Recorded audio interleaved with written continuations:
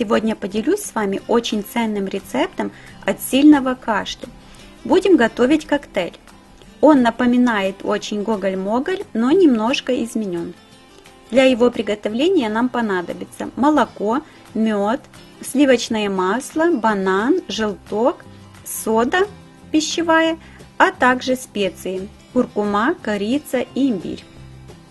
Не стоит бояться сырого яйца, так как оно внутри полностью стерильное, а сверху его нужно просто промыть тепленькой водой с содой и вытереть полотенцем. Молоко доводим почти до кипения. Снимаем с плиты, добавляем чайную ложку сливочного масла и оставляем, чтобы масло разошлось.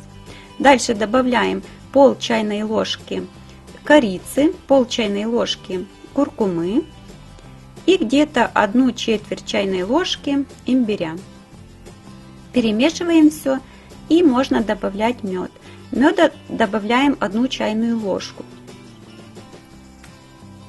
Переливаем нашу молочную смесь в емкость, где находится половина банана и желток.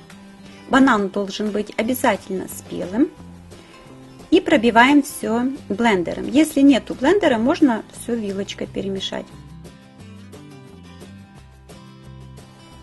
И в конце добавляем чуточку соды. Хорошенько перемешиваем все и переливаем в стакан. Наш волшебный коктейль от сильного кашля готов. На вкус он получается очень приятным, наверное, из-за банана и пряных специй. Пейте на здоровье, рецепт проверен мною уже много лет. Кашель проходит действительно за 1, максимум за 3 дня. Принимать такой напиток лучше до еды, так как в состав входит сода. Можно принимать 2 раза в день, утром и вечером перед сном. Можно принимать всем, кроме людей, у которых есть аллергия на какой-то ингредиент из этого напитка. Также деткам до 3 лет не советую добавлять специи. Соду можно. И беременным женщинам также не рекомендуется добавлять специи. А так всем остальным можно.